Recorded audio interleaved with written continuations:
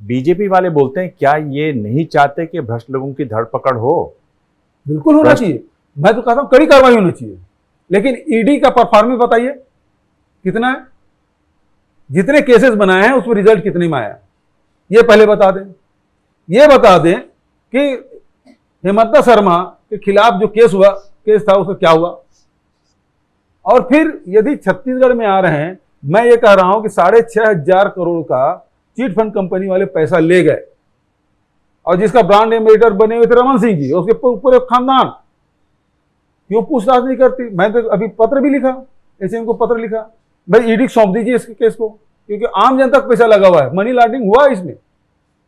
यहां पैसा इकट्ठा किए, कहीं इन्वेस्ट किए, हम लोग जांच किए तो 40 करोड़ रुपए मिल पाए, जब 6,500 करोड़, तो देश भर में पैसा इन्वेस्ट हुआ होगा उसका, तो मनी लॉन्ड्रिंग हुआ है, इस जांच करिए। तो नहीं करते, कम से कम फेस सेविंग के लिए हो, कम से कम इनका रहता कि हाँ हमने कार्रवाई की।